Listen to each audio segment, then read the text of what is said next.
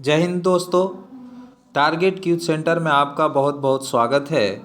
और जो मैं इस प्लेटफॉर्म वॉल्यूम नंबर 1 का जीके जीएस का जो मैं सॉल्यूशन करवाता हूँ, मात्र 20 क्वेश्चन का सॉल्यूशन, जिससे आपको बहुत ही जीके जीएस में फ़ायदेमंद साबित होगा अगर आप इस सीरीज़ को फॉलो करते हैं तो। और ये एसएससी जीडी के लिए नहीं बल्कि प्रत्येक आने वाली एग्ज़ाम के लिए ये फ़ायदेमंद साबित होगा। आप मेरा विश्वास करें, हम आपको एक अच्छा अंडरस्टैंडिंग पावर आपके अंदर जीके जीएस के बारे में ले आएंगे। तो चलते हैं। पहला जो क्वेश्चन है कि किस संविधान संशोधन अधिनियम द्वारा पांडिचेरी, जिसको आप पुदुचेरी कहते हैं, विधानसभा के सदस्यों को राष्ट्रपति के निर्वाचक मंडल में शामिल किया गया है।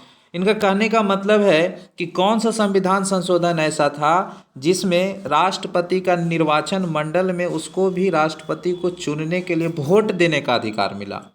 तो वह था कौन सा संविधान संशोधन अधिनियम? वो था 70वां। ऑप्शन नंबर बी सही होगा, 70। और इसी संविधान संशोधन के तहत पुडुचेरी के साथ साथ दिल्ली के विधानसभा को भी राष्ट्रपति निर्वाचक मंडल में वोट देने का अधिकार मिला। तो पुदुचेरी और दिल्ली को किस संविधान संशोधन के तहत राष्ट्रपति के निर्वाचन मंडल में शामिल होने का अधिकार मिला? तो 70। इसका आंसर क्या हो जाएगा? बी। इसका आंसर क्या होगा? बी। चलिए अगला क्वेश्चन देखते हैं कि अकबर के शासनकाल के निम्न में से कौन सी घटना सबसे बाद में हुई? तो सबसे बाद की जो घटना है वो दीन ए इलाही की घोषणा। ऑप्शन नंबर बी सही होगा यहाँ पे। ऑप्शन नंबर बी, दीन ए इलाही की घोषणा। ये जो स्थापना किया था वो 1582 में। कब किया था जी? 1582 में। दीन ए इलाही की घोषणा अकबर ने कब किया? 1582 में। चलिए, हल्दी घाटी का युद्ध हुआ था 1576। हल्दी घाटी का युद्ध कब हुआ था? 1576 हुआ था। चलिए अगला क्वेश्चन आपके सामने है कि जब सूर्य से पृथ्वी की दूरी अधिकतम होती है तो इसे कहा जाता है। तो इसे हम अपसौर कहते हैं। क्या कहते हैं? अपसौर। ऑप्शन नंबर बी सही होगा। और ये इससे एक और क्वेश्चन आता है कि अपसौर किस तारीख को होती है? वो होती है 4 जुलाई। कब होती है? 4 जुलाई को। 4 जुलाई को अपसौर की स्थिति होती है। एक और इससे क्वेश्चन आता है कि सूर्य से पृथ्वी की दूरी जब कम, सबसे न्यूनतम होती है तो उसे क्या कहते हैं? उसको कहते हैं उपसौर। क्या कहते हैं? उपसौर। ये होता है 3 जनवरी। कब होता है? 3 जनवरी को। चलिए अगला क्वेश्चन की ओर बढ़ते हैं। तो पीत का मुख्य कार्य क्या है? पीत का जो मुख्य कार्य क्या है? तो देखिए मेरे दोस्तों, पीत का जो कार्य है, सबसे इम्पोर्टेंट कार्य जो है वो इसमें आंसर होगा आपका डी नंबर, जिसको है पाचन का अवशोषण हेतु वसा का इमल्सन करना। वसा का इमल्सन करना का मतलब हुआ कि वसा को छोटे छोटे टुकड़ों में तोड़ देना। ये पीत का काम है। और पाचन करता है, उसके बाद उसको क्या कर लेता है? अवशोषण करता है, मतलब कि पचने में भी सहायक प्रदान करता है। चलिए अगला क्वेश्चन की ओर चलते हैं। मुस्लिम लीग की यह स्थापना कहाँ हुई थी? तो मुस्लिम लीग की स्थापना हुई थी, ऑप्शन नंबर 1 सही होगा, ढाका। ऑप्शन नंबर 1 का सही होगा, ढाका। ये 1906 में हुआ था इसकी स्थापना। मुस्लिम की स्थापना 1906 में हुआ था। और मुस्लिम की स्थापना कौन व्यक्ति किया था? 2 व्यक्ति। एक सलीमुल्लाह खां, आगा खां। सलीमुल्लाह खां और आगा खां। तो इसका मुस्लिम लीग की स्थापना कहाँ हुई थी? ढाका में। कितने व्यक्ति किए थे? 2 व्यक्ति, एक सलीमुल्लाह खां और आगा खां। इसकी स्थापना कब हुई थी? 1906 में। चलिए इसके आगे और चलते हैं, नेक्स्ट क्वेश्चन की ओर चलते हैं।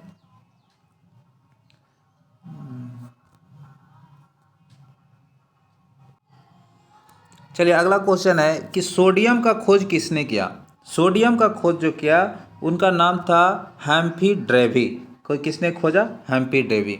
सोडियम का खोज किया हेम्पी ड्रेवी ने। सोडियम से एक और क्वेश्चन आता है मेरे दोस्तों कि सोडियम हाइड्रोक्साइड NaOH को क्या कहते हैं? NaOH को क्या कहते हैं? इसको कहते हैं कास्टिक सोडा। और एक क्वेश्चन और सोडियम से आता है कि सोडियम को किस में रखा जाता है? तो किरोसिन में रखा जाता है। किस में रखा जाता है? किरोसिन में रखा जाता है। सोडियम को किस में रखा जाता है?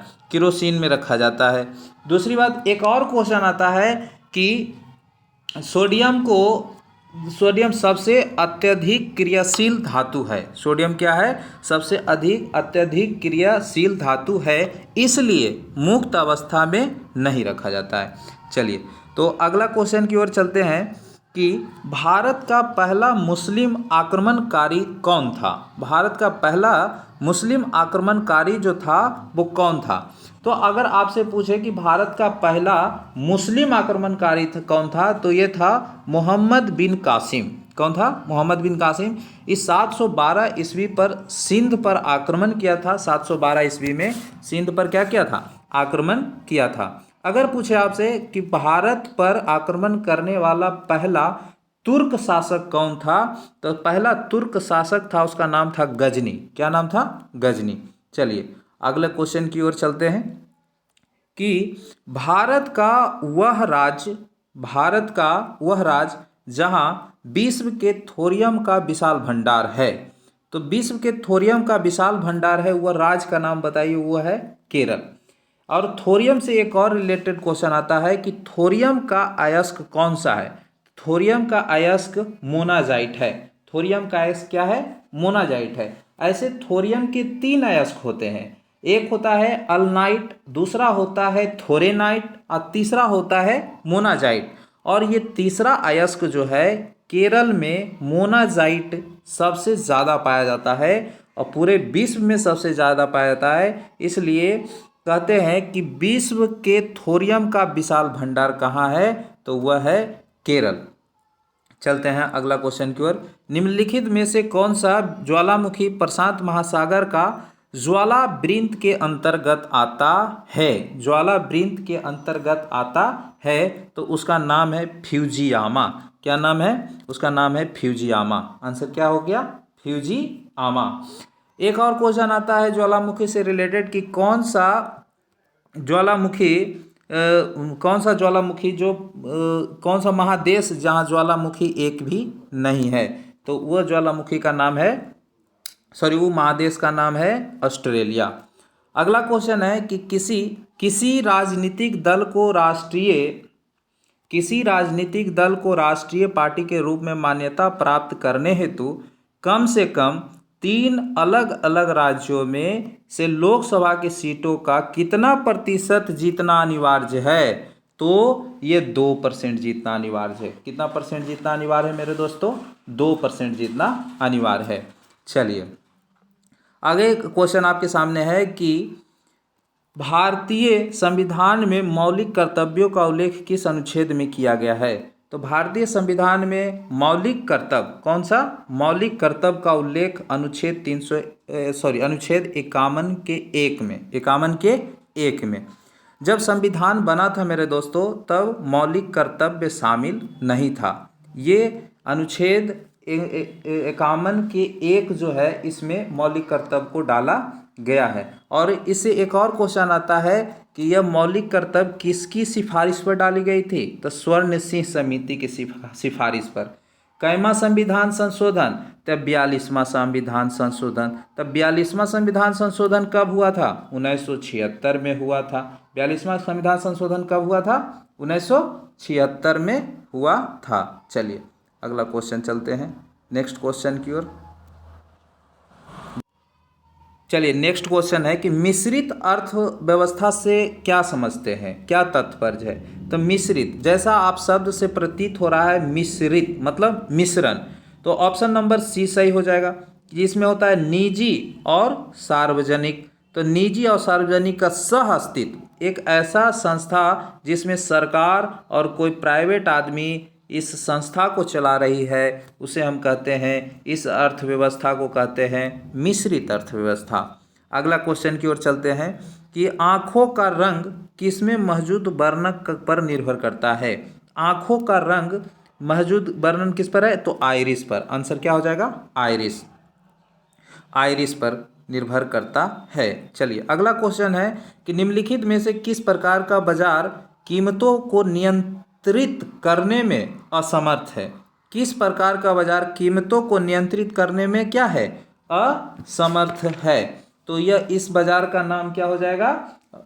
पूर्ण स्पर्धा। पूर्ण स्पर्धा कहने का मतलब है कि बहुत सारा बेचने वाले हैं, बहुत सारा बेचने वाले हैं और बहुत सारा खरीदने वाले भी हैं। तो क्या है कि कोई एक आदमी है, जैसे ए दुकानदार है, तो वो अपना कीमत को फिक्स 50 रुपये प्रति केजी अगर करता है तो दूसरा आदमी 30 रुपये दे देगा, चौथा आदमी 20 रुपये दे देगा, हो सकता है ये 5 रुपये केजी दे दे। तो ये कहने का मतलब है ना कि बाजार में पूर्ण कीमत का है, जो बाजार में जो कीमत है वो नियंत्रित करने में असमर्थ हो जाता है दुकानदार। इस स्पर्धा को कहते हैं पूर्ण स्पर्धा। क्या बोला जाता है? पूर्ण स्पर्धा। चलिए अगला क्वेश्चन है कि वायुमंडल के अगला क्वेश्चन की ओर चलते हैं। 34 है। अगला क्वेश्चन है कि पृथ्वी के वायुमंडल का सर्वाधिक घनत्व कहाँ पर होता है? तो पृथ्वी के जो वायुमंडल है उसमें सबसे ज़्यादा घनत्व कहाँ होता है? क्षोभ मंडल में। कहाँ होता है? क्षोभ मंडल में। इसको हम संवहन मंडल भी कहते हैं। इसका अंग्रेजी जरूर याद रखिएगा, ट्रोपोस्फियर। क्या है?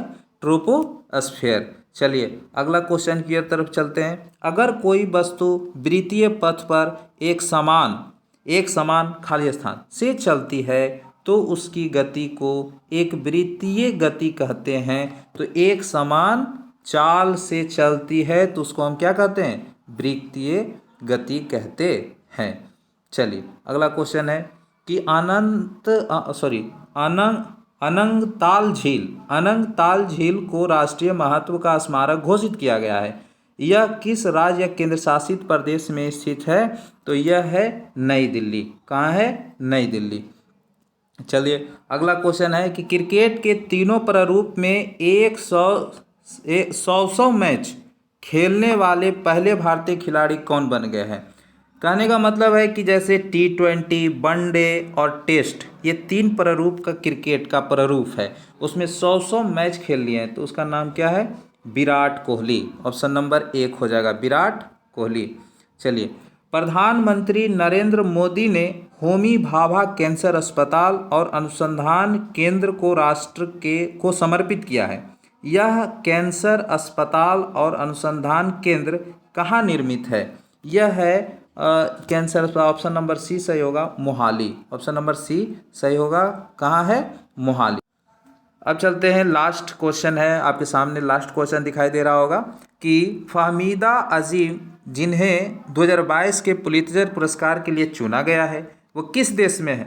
किस देश में है? तो वो है, किस देश की है? तो वह है बांग्लादेश की। किस देश की है? वो बांग्लादेश की है। पुलित्जर पुरस्कार ये पत्रकारिता के क्षेत्र में दिया जाता है और पत्रकारिता के क्षेत्र में 2022 में किसे मिला? फहमीदा अजीम को मिला। और पुलित्जर पुरस्कार जो होता है वो पुलित्जर पुरस्कार पत्रकारिता के क्षेत्र में दिया जाता है। अगर ये वीडियो अच्छा लगा हो तो लाइक करें, सब्सक्राइब करें और दोस्तों के साथ शेयर करें। धन्यवाद।